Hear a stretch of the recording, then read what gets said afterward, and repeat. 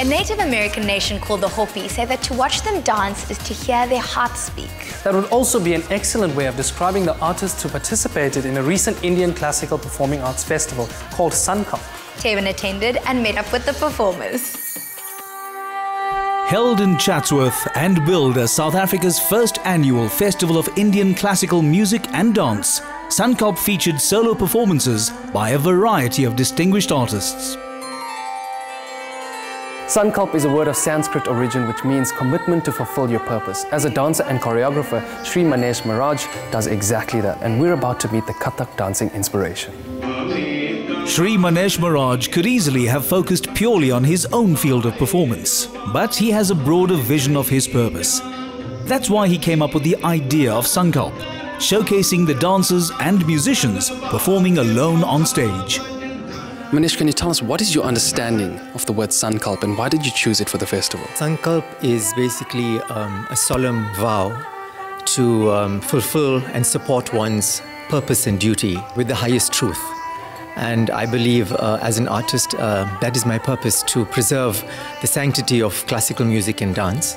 And I thought there's no better way than to do it with Sankalp, where we need a platform to showcase our art forms. What is the main aim of the Sankalp festival? Sankalp is basically to preserve and advance the standard of Shastriya Sangeet, which is classical music and dance in South Africa. And also it highlights the solo artist, which is the root and essence of classical music.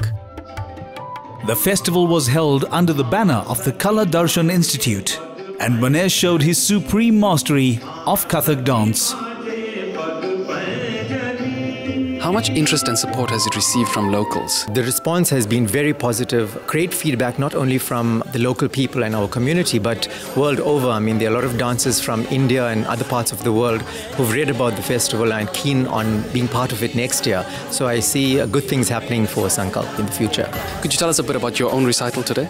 Firstly, Kathak comprises two major streams. There's a rich temple tradition and then a courtroom tradition. This evening I will be presenting within my solo the temple tradition of Kathak, which was practiced in ancient times by Brahmin priests. In the finale, where all the artists come together, we move on to the courtroom tradition, and here you will clearly see the difference in the presentation, the difference in the attire of the dancer. In the courtrooms, the technical aspect was favored a little bit more, and this is reflected in that item. Kathak is characterized by a rising tempo, ending on a dramatic note.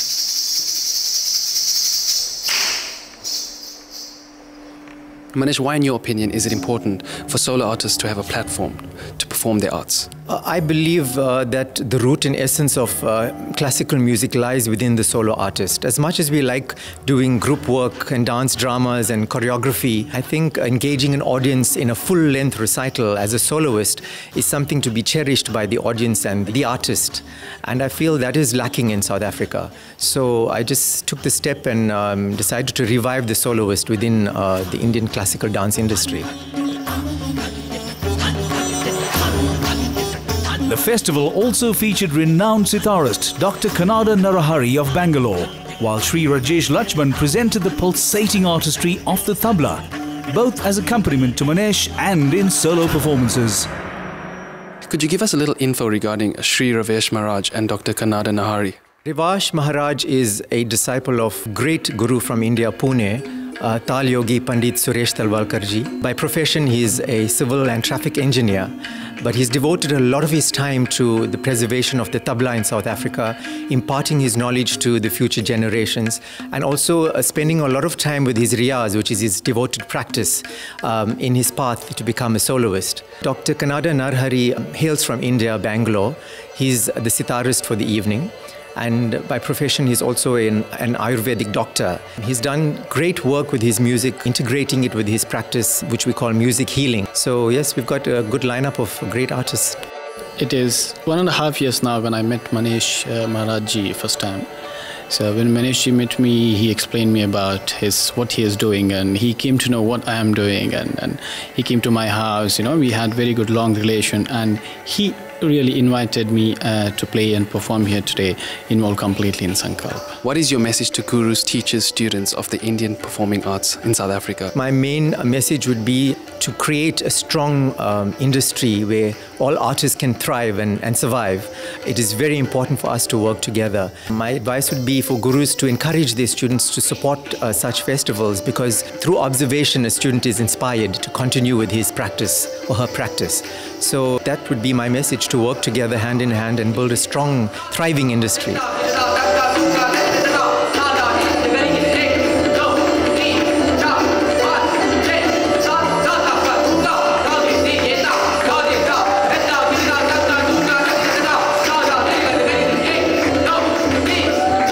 There was no question that the audience had been swept away by the energy of Manesh and his fellow artists.